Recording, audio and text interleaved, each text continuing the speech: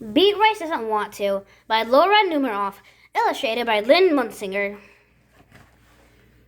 Beatrice doesn't want to. Beatrice didn't like books. She didn't even like to read. And more than that, she hated going to the library. But that's where her brother Henry had to take her 3 afternoons in a row. Henry had to look after Beatrice. He also had to write a report on dinosaurs.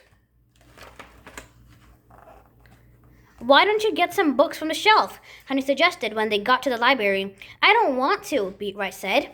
Look at how many books there are, Henry said. I don't want to, Beatrice repeated. Then what do you want to do? Henry asked her. I want to watch you, said Beatrice. But I have to work, said Henry. I'll watch, said Beatrice. I give up, said Henry. He worked on his report. Beatrice watched. Henry tried not to notice her. The second day, Beatrice didn't want to go back to the library. You have to, said Henry. I don't want to, Beatrice told him. But I have to work, Henry said. When they got there, Beatrice saw a big comfy chair. I'll just sit here, she decided. Okay, said Henry, but don't move until I'm finished. Henry began to work on his report. All of a sudden, he felt someone tapping his shoulder. He turned around, and there was Beatrice. I'm bored, she said. I give up, said Henry. On the third day, Beatrice followed Henry around while he looked for more books. Can I hold some? Beatrice asked. Henry gave her some books to hold. They're too heavy, Beatrice wailed. I really do give up, said Henry. You're driving me crazy. Please, Bea, Henry begged her. I've got to get this report done. It's due tomorrow. How about a drink of water first, said Beatrice.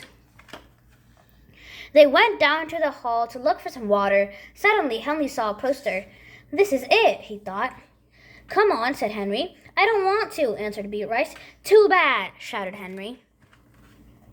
Before Beatrice knew it, she was in a room full of other children. Henry walked out just as he started to say, I don't want. Beatrice sat down to wait for Henry. Hello, my name is Wanda, said the girl in the next chair. This is the second time I've heard this story. Big deal, said Beatrice. Albert Mouse lived in a brand new house. The librarian began to read. She held the book up so everyone could see the pictures. Beatrice glared out the window. Albert Mouse also had new roller skates, the librarian continued. Beatrice loved to roller skate. She looked at the librarian. But Albert's mother wasn't too thrilled when he skated through the house, the librarian read. The boys and girls laughed. Beatrice smiled. She remembered the time she had tried roller skating in her own house. Then Beatrice laughed. She listened to the whole story. The story was over. Beatrice went up to the librarian. May I see that book, please? She asked. Of course, said the librarian. Beatrice sat down and looked each picture over and over. Suddenly, she felt someone tapping her shoulder. Time to go, Henry whispered. Beatrice kept looking at the pictures.